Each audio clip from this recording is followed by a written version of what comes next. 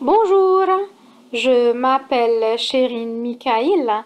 J'aime bien, avant de commencer, offrir ce travail à tous les élèves au monde et spécialement à mes propres élèves à l'école. Bon apprentissage!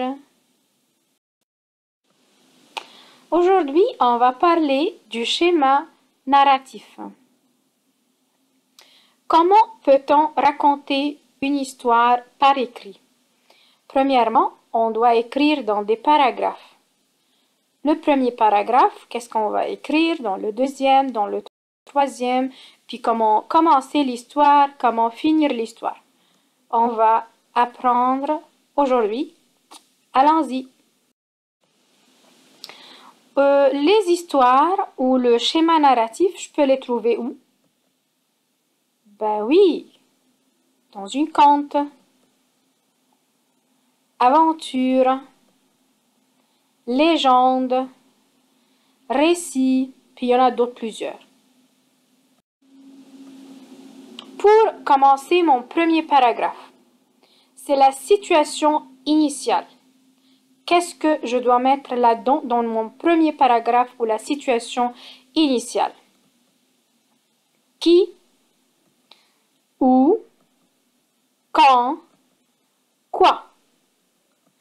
Qui?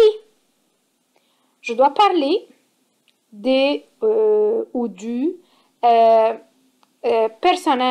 personnages principaux. Quelles sont les caractéristiques physiques, psychologiques, etc.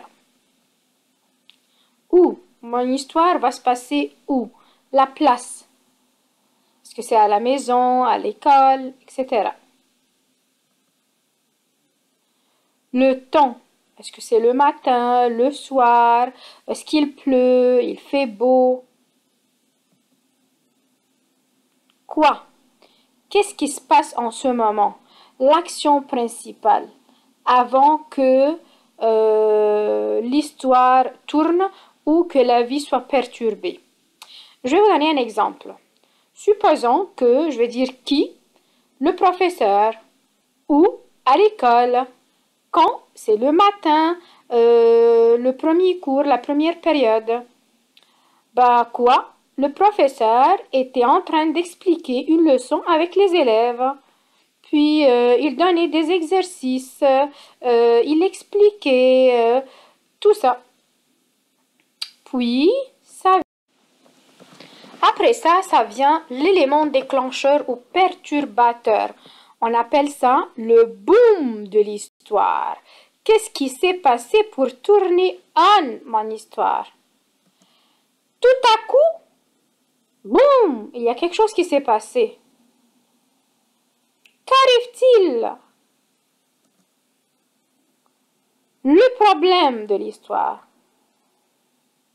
L'événement ou le personnage qui est venu perturber la situation. C'est l'action qui va démarrer l'histoire. On s'est arrêté que le professeur était en train d'expliquer la leçon aux élèves, puis les élèves faisaient les exercices. Boum! L'heure s'est venue par la fenêtre.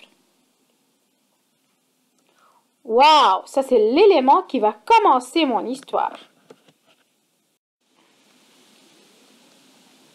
Le déroulement. Je dois être bien organisée. Je ne raconte pas une histoire pour une histoire et je ne sais pas où commencer puis où finir. Non. Les péripéties. Je dois être bien préparée. Quelles sont les actions qui s'est passées, les événements, l'aventure qui s'est passée. Le déroulement, c'est les pensées. Qu'est-ce que les autres ont pensé? Qu'est-ce qu'ils ont pensé faire? Quels sont leurs sentiments? Les paroles, qu'est-ce qu'ils ont dit? Les actions, comment ils ont agi à la situation?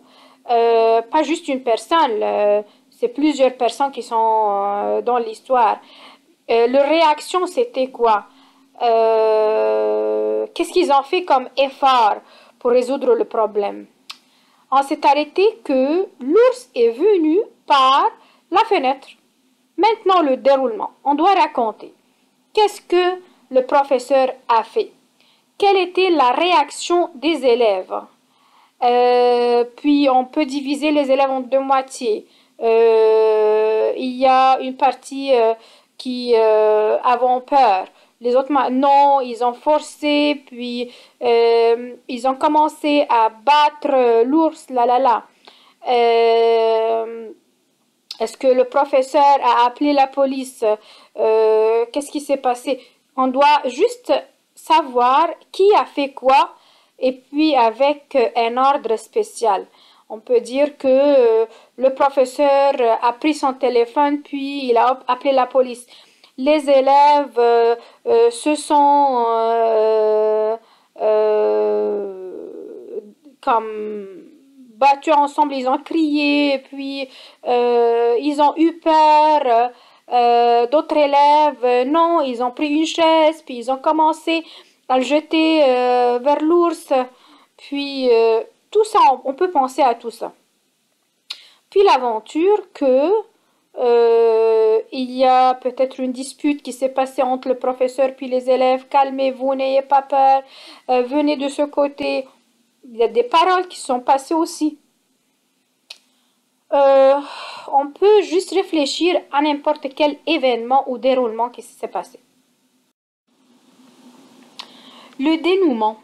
Le dénouement, c'est le moment où le personnage réussit ou échoue à résoudre le problème. Il y avait un couteau par terre, puis ils ont pris le couteau, ils ont essayé de tuer l'ours. Mais est-ce qu'ils ont réussi? Ils n'ont pas réussi. Puis tout à coup, la police est venue, puis il a essayé d'attraper l'ours, puis l'ours, est-ce qu'il est mort? Est-ce qu'il est... elle s'est fuie par les fenêtres? On doit imaginer tout ce qui va se passer. Est-ce qu'ils ont réussi ou non, d'après nous? Puis ça vient la situation finale. C'est le moment où le personnage a retrouvé sa situation de départ ou vit une nouvelle situation. Ou on peut dire la morale de l'histoire, les sentiments, peut-être on peut fermer avec ça. Peut-on dire que l'ours s'est échappé, puis les élèves se sont calmés, puis peut-être le professeur a essayé de continuer le cours, il a fermé les fenêtres, puis on revient à la situation de départ, ou une autre nouvelle situation, les parents sont venus, la cloche a sonné, puis les élèves sont partis chez eux. En résumant, le schéma narratif, c'est la situation initiale, qui, où, quand, quoi, l'élément déclencheur ou perturbateur, le nœud, le boom de l'histoire, le déroulement, les péripéties, les actions, la pensée, les aventures qui se passent. Le dénouement, c'est presque comment on a résolu le problème. La situation finale, c'est le end, la fin de l'histoire, comment ça s'est passé. Bon apprentissage! N'hésitez pas à m'écrire si vous avez des questions. Au revoir!